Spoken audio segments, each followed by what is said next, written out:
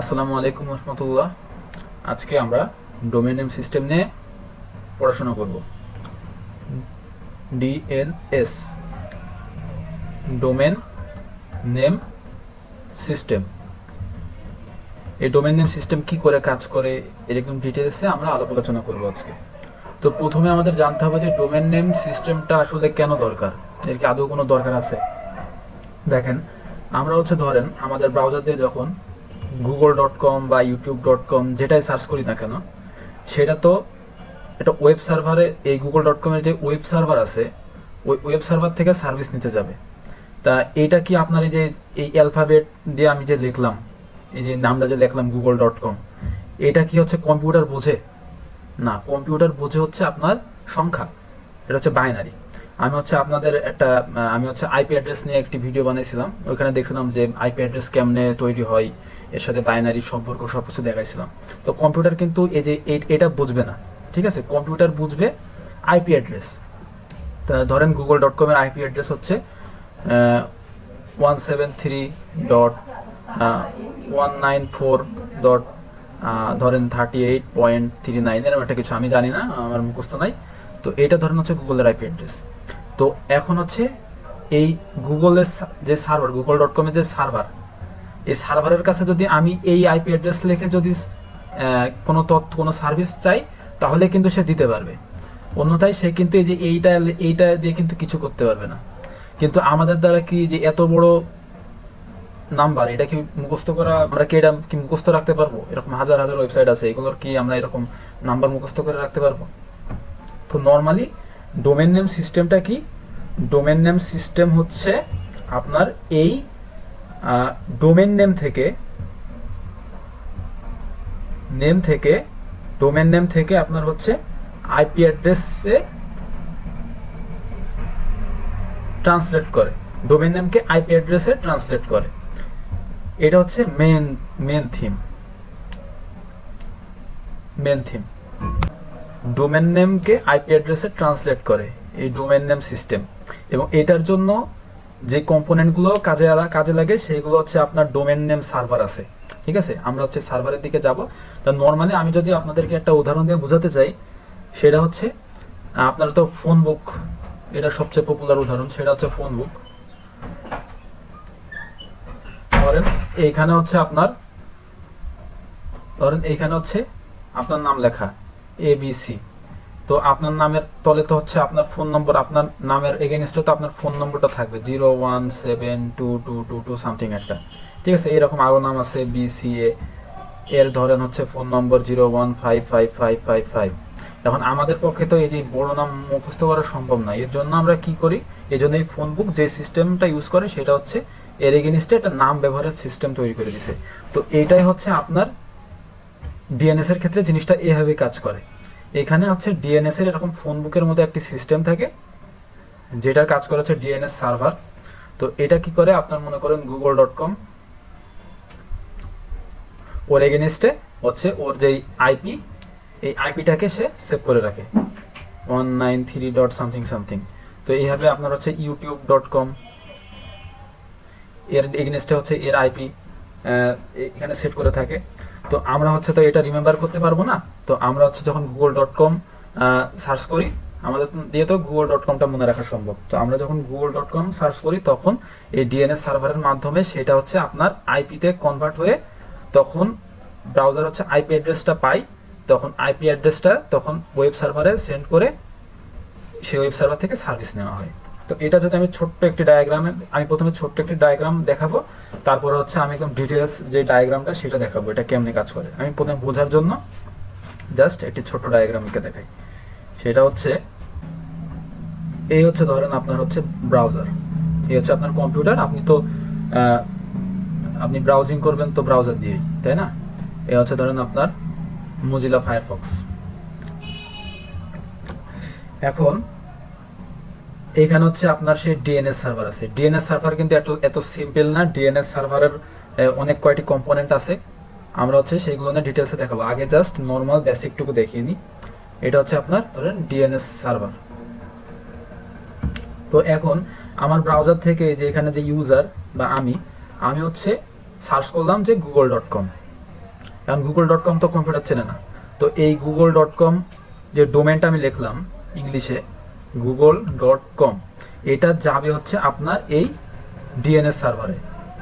এই DNS server এখান থেকে খুঁজে এই google.com এর জন্য যে আইপিটা এখানে মজুদ করা আছে, অর্থাৎ যে আইপিটা google.com এর জন্য এখানে রেকর্ড করা আছে, অর্থাৎ google.com এর জন্য যে আইপিটা হচ্ছে আপনার নির্ধারিত, সেই আইপিটা এখানে সে সেন্ড করবে। সেটা ধরুন হচ্ছে 173.194.38.39 সামথিং লাইক দ্যাট।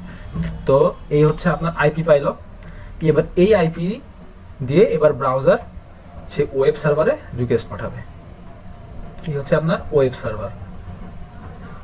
ওয়েব সার্ভারে কিন্তু ব্রাউজার আপনার হচ্ছে এটা দিয়ে রিকোয়েস্ট পাঠাবে না, কারণ এটা দিয়ে রিকোয়েস্ট পাঠায় কোনো লাভ নাই।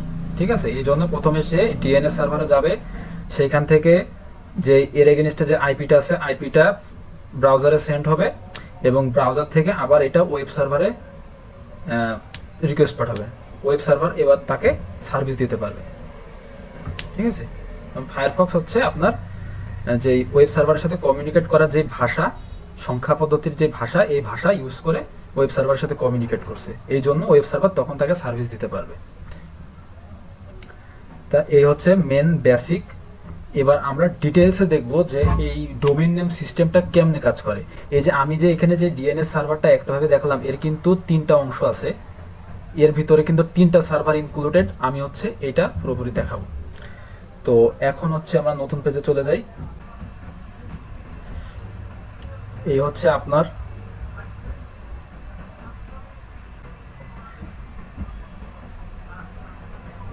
কম্পিউটার, এখানে আপনি ব্রাউজিং করবেন।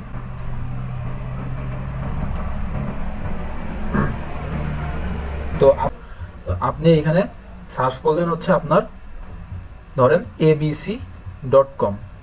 তো এটা তো একটা ডোমেন নেম, তাই না? এই ডোমেন নেম তো আপনার সার্ভার বুঝবে না। তো এই যে আপনি এটা সার্চ করলেন, এটা হচ্ছে আপনার ব্রাউজার প্রথমে এটাকে পাঠাবে হচ্ছে আপনার, তো আপনি হচ্ছে ব্রাউজারে হচ্ছে লিখলেন abc.com। তো ব্রাউজার প্রথমে যেটা করবে সেটা হচ্ছে এই ব্রাউজারে যে লোকাল ক্যাশ ফাইল আছে, লোকাল ক্যাশ মেমোরি, সেই ক্যাশ মেমোরিটা দেখবে। এটা হচ্ছে আপনার ক্যাশ মেমোরি। এইখানে দেখবে যে এই abc.com এর আইপি এখানে আছে কিনা। যদি আইপি থাকে তাহলে সে আইপি নিয়ে সে তখন এই যে এখানে যে ওয়েব সার্ভার আছে abc.com এর, সেখানে সে আইপিটা দিয়ে সার্ভিস নেওয়ার চেষ্টা করবে। কিন্তু সে দেখলো যে এখানে ক্যাশ মেমোরিতে সে আইপিটা সেট করা নাই, তখন হচ্ছে সে কি করবে, এই ডোমেইন নেমটা হচ্ছে তখন আপনার এখানে আছে ডিএনএস রিজলভার। এটা হচ্ছে একটি সার্ভার। ঠিক আছে, এটা থাকে কোথায়? এটা হচ্ছে আপনার যে ইন্টারনেট সার্ভিস প্রোভাইডার ওদের কাছে থাকে। ঠিক আছে, এটা হচ্ছে ডিএনএস রিজলভার। তো এইখানে হচ্ছে আপনার এই abc.com এটা সে এখানে পাঠাবে যে তুমি দেখো তো, আমি তো এটার আইপি অ্যাড্রেস পাচ্ছি না, তুমি আমাকে এটা খুঁজে দাও। ঠিক আছে, আমি হচ্ছে এই ওয়েবসাইটে ঢুকতে চাই, আমি হচ্ছে এটার আইপিটা তুমি আমাকে খুঁজে দাও। ডিএনএস রিজলভার তার হচ্ছে ক্যাশ মেমোরি আছে। ডিএনএস রিজলভার তখন হচ্ছে তার যে ক্যাশ মেমোরি আছে সেখানে দেখবে যে এর আইপি আছে কিনা। তো এর আইপি এখানেও নাই। তখন সে কি করবে, তখন সে হচ্ছে যে ডিএনএস সার্ভার ওইখানে যাবে। সেটা কেমন, এর হচ্ছে মেন 3টা সার্ভার আছে। সেটা হচ্ছে একটা হচ্ছে আপনার, এটা হচ্ছে রুট সার্ভার। এটা হচ্ছে ওয়ার্ল্ড ওয়াইড, আপনার বিশ্বে 100টার বেশি আপনার হচ্ছে রুট সার্ভার স্থাপন করা আছে। এবার হচ্ছে আপনি এখানে ডোমেইনটা গেল, এবার ডিএনএস রিজলভার এবার বাকি কাজটা করবে। এবার এই ডিএনএস রিজলভার এবার হচ্ছে আপনার যাবে হচ্ছে রুট সার্ভারের কাছে। রুট সার্ভারের কাছে যে সে জিগাবে এই ডোমেন নেমের জন্য টপ লেভেল ডোমেন সার্ভার কোনটা, তুমি আমার হচ্ছে লোকেশন দাও। ঠিক আছে, টপ লেভেল ডোমেন কি? টপ লেভেল ডোমেন হচ্ছে যে abc.com আপনি লিখলেন না, এই যে .com, এটাই হচ্ছে আপনার টপ লেভেল ডোমেন। এটা হচ্ছে আপনার abc.net.in.bd, আপনার হচ্ছে এই যে এই যেগুলো থাকে এইগুলো হচ্ছে আপনার টপ লেভেল ডোমেন।